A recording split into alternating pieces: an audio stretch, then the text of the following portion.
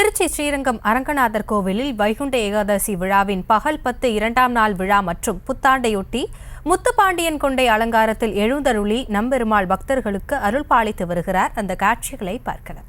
இதுகுறித்த கூடுதல் விவரங்களோடு இணைகிறார் எமது செய்தியாளர் கதிரவன் விவரங்களை வழங்கலாம். வணக்கம் ராசினி. 108 திவ்ய தேசங்களில் முதன்மையானதும் பூலோகம் வைகுண்டம் என போற்றப்படும் ஸ்ரீரங்கம் அருள்மிகு அரங்கநாத சுவாமி திருக்கோயில் உலக பிரசித்தி பெற்ற வைணவ திருத்தலமாகும்.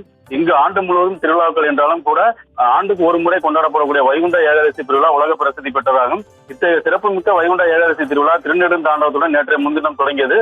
பகல் 10 எனப்படும் திருமொழி திருவிழா 2ஆம் நாளான இன்று உற்சவர் நம்பெருமாள் மூலஸ்தானத்திலிருந்து முத்துப்பாண்டியன் கொண்டை, மார்பில் ரத்தின மகாலட்சுமி பதக்கம், புதைக்கீர்த்தை, நெல்லிக்காய் மாலை, அர்ஜுன சந்திரன் பழக்கம் உள்ளிட்ட திரு ஆபரணங்கள் அணிந்து தங்க பல்லாக்கில் மூலஸ்தானத்திலிருந்து புறப்பட்டு அர்ஜுன மண்டபத்திற்கு வந்திருந்தார்.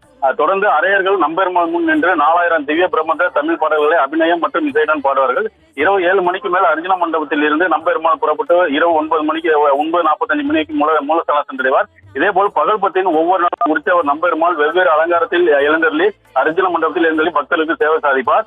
இன்று 2ஆம் நாளான இன்று அது மட்டும் இல்லாமல் இன்று புத்தாண்டு தினமாக ஆயிரக்கணக்கான பக்தர்கள் நீண்ட வரிசையில் நின்று பெருமாளை சேவித்து வருகின்றனர். பகல் 10 உற்சவத்தின் 10ஆம் நாளான வருகின்ற ஜனவரி 10ஆம் தேதி நம்பெருமாள் முத்தங்கி அலங்காரத்தில் பரமபத வாசலை கடந்து செல்வார்.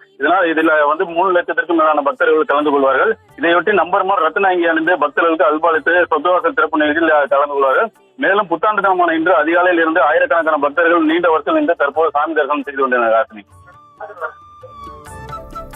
விவரங்களுக்கு நன்றி கதிரவன்.